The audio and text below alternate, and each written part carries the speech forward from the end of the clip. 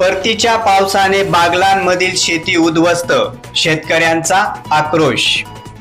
बागलाण तालुक्याला परतीच्या पावसानं अक्षरशः झोडपून काढलंय। गेल्या 4 ते 5 दिवसापासून परतीच्या पावसानं शेतकऱ्यांच्या आशा, स्वप्न आणि मेहनतीची माती केली आहे। मका, लाल कांदा, उन्हाळी कांद्याचे रोप, भाजीपाला सगळं काही पाण्याखाली गेलंय। शेतकऱ्यांच्या उरल्या सुरल्या आशा आता पूर्णपणे संपल्या आहेत। आधी झालेल्या अतिवृष्टीने कंबरडे मोडले होते आणि आता ह्या परतीच्या पावसानं शेती अक्षरशः संपण्याची वेळ आली आहे। यातून सावरायचं तरी कसं, हा प्रश्न प्रत्येक शेतकऱ्याच्या डोळ्यासमोर दिसत आहे।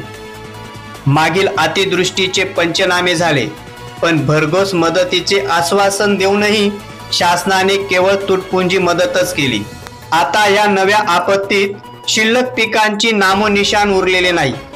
शेतकरी विचारत आहे, मदतीसाठी आता कोणाकडे जावं। आशा संपल्या, जगण्याची लढाई सुरू आहे। शेतकरी वर्गाची मागणी आहे, शासनाने तत्काळ मदत जाहीर करावी, कर्जमाफी द्यावी आणि इतर जिल्ह्यांप्रमाणे नाशिक जिल्ह्यातील शेतकऱ्यांनाही हेक्टरी 38,000 रुपयाची मदत द्यावी। बागलाण तालुक्यात शेतकऱ्यांच्या डोळ्यात आता फक्त एकच प्रश्न आहे, आम्ही जगायचं तरी कसं।